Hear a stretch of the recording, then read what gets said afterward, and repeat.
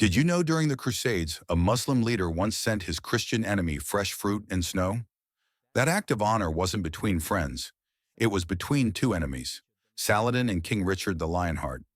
This is the story of a king so brave, even those who fought him couldn't help but respect him.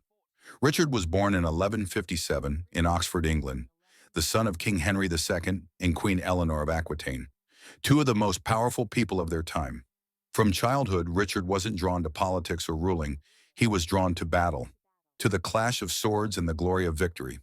By the age of 16, he was already leading troops in France. His courage, strength, and command earned him a name that would echo through history, the Lionheart.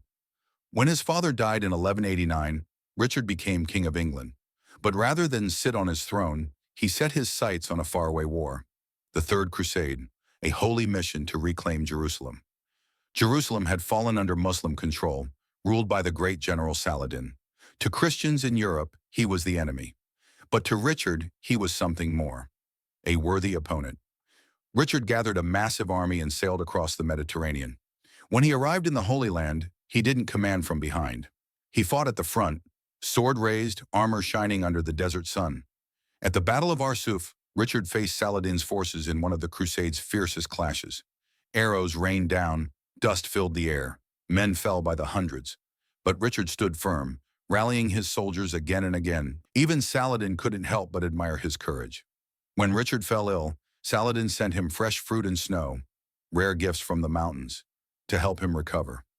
In an age of endless war, honor recognized honor. After years of fighting, neither Richard nor Saladin could claim victory.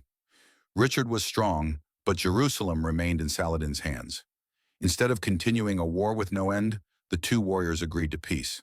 Saladin would keep Jerusalem, but Christian pilgrims could enter safely. It was a truce born not from fear, but from mutual respect. Two great leaders, enemies in faith, yet equals in courage. On his journey home, Richard's luck ran out.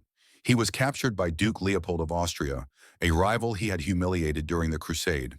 The great Lionheart was thrown into a cold cell, and England was forced to pay an enormous ransom for his release, almost bankrupting the kingdom.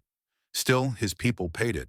To them, Richard wasn't just a king, he was a symbol of courage, the warrior who faced Saladin and lived to tell the tale. After his release, Richard returned to fight once more in France. But during a small siege in 1199, a crossbow bolt struck his shoulder.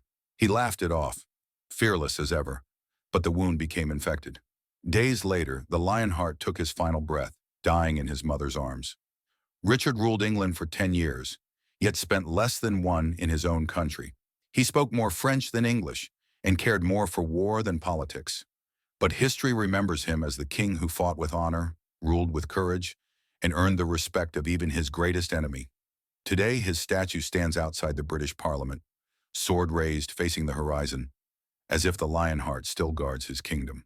Richard the Lionheart, the king who showed the world that even in war, respect can roar louder than hatred.